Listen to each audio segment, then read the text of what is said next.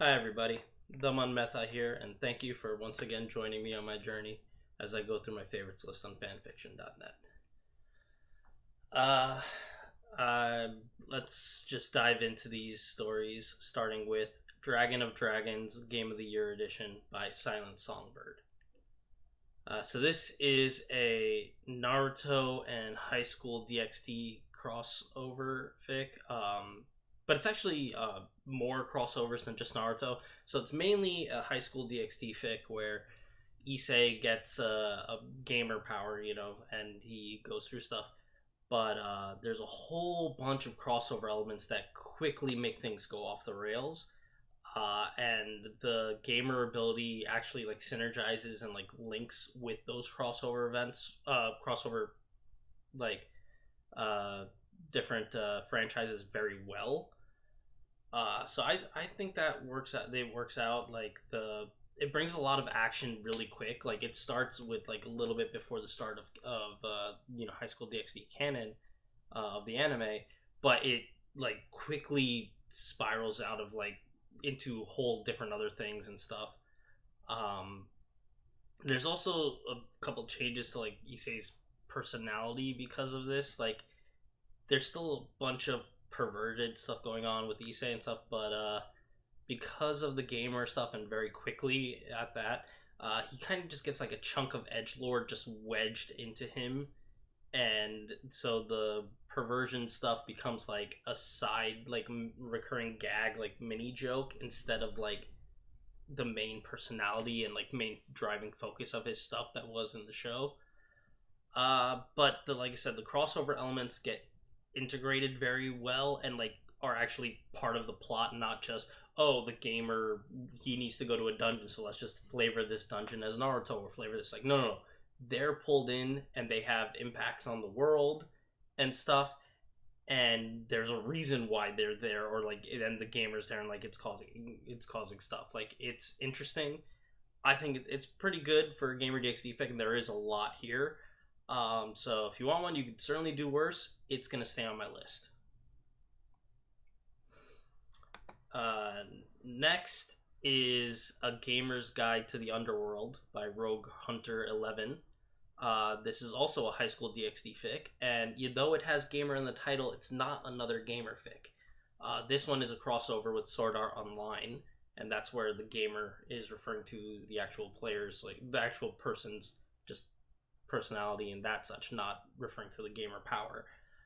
So here, this takes place after Sword Art Online, the base game, the first Sword Art Online game, and then Kirito wakes up and gets turned into Argo's queen, and then apparently Argo was also like one of Rias's and Sona's friends, so he's also involved in the Riser forced marriage thing.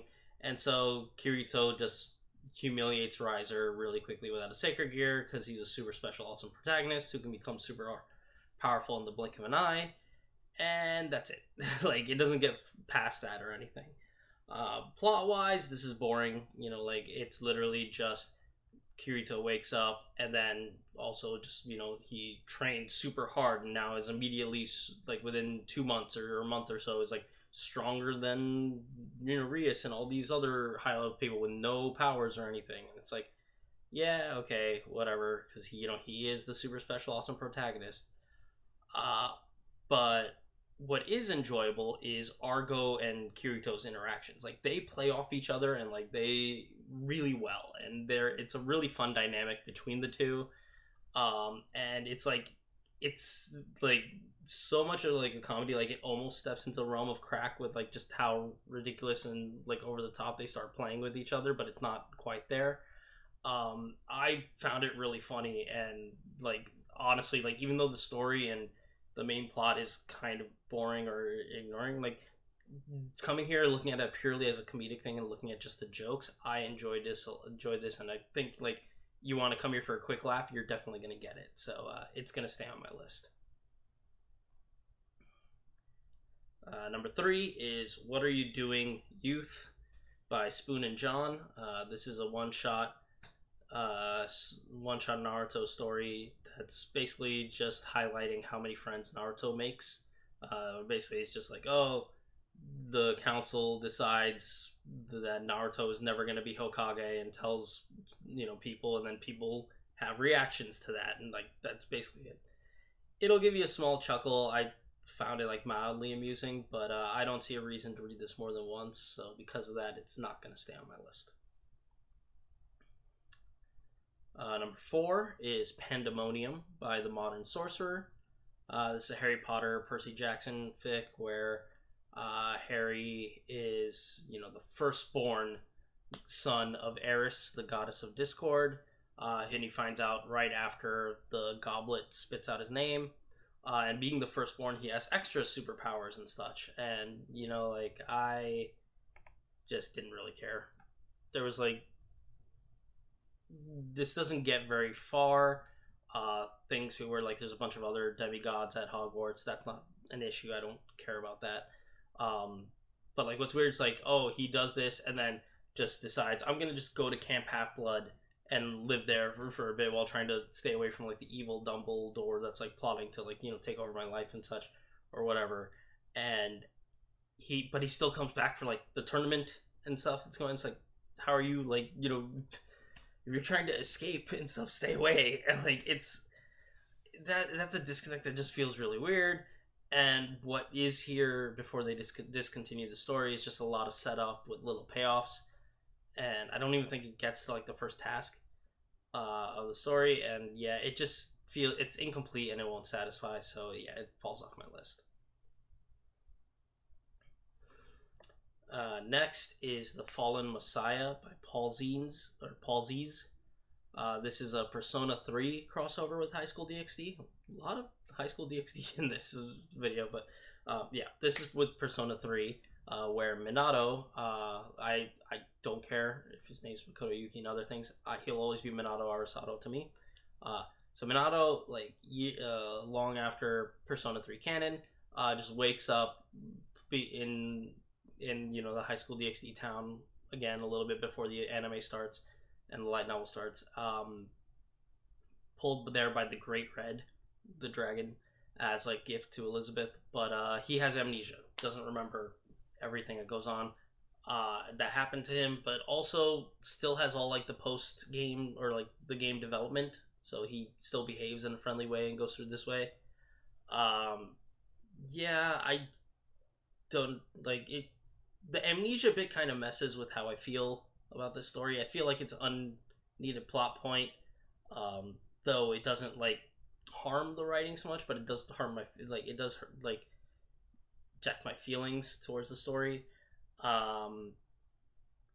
His presence also being overt and powerful, which he doesn't fully remember, does make some people act quicker. The timeline shifts a little, so Riser's the rating game with Riser gets pushed so that the plot point after that actually comes first, which is the Excalibur arc stuff.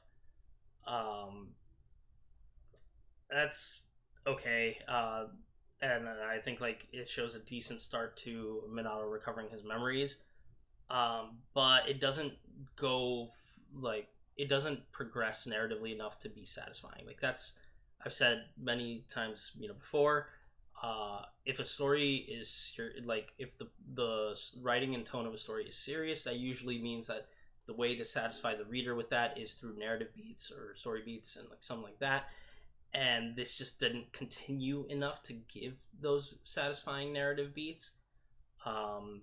So yeah, I don't mind reading this, and I think it's okay, but it's not something I would want to come back to and revisit again and again. So yeah, it's gonna fall off my list. Okay, so number 6 is a Time Travel Story by Stone Elbow. This is a Harry Potter story that is basically a full time travel fic told in 2 scenes. One scene where Harry wakes up in his closet, realizes he's traveled back in time, and makes a plan or has an idea of a plan of what to do. And then Harry solves everything at the sorting ceremony of his first year at Hogwarts. If you want a quick time travel fic that just wraps up everything nice and quick, you can't go wrong here. That does it. It doesn't explain everything because that's not the point. The point is that he found out he's back in time and then get to the end and solve it. Like that's it. Like if you want that with like just implications of yeah, I knew this, so I did this, and just like a line saying yeah, I did that. Like that's basically it. You might get a small bit of humor out of this, but like I said, I wouldn't mind like if I never saw this again. So it's gonna fall off my list.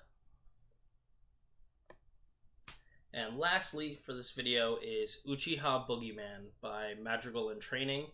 This is another one-shot, like single scene comedy joke, like where basically it's where Team 7 meets for the first time, and it turns out that Kakashi was used as like a scary story to tell the Uchiha children.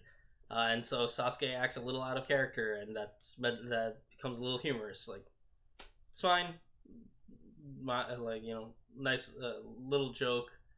But yeah, again, not a huge laugh or anything, and nothing you need to reread after you read it once. So it's gonna fall off my list.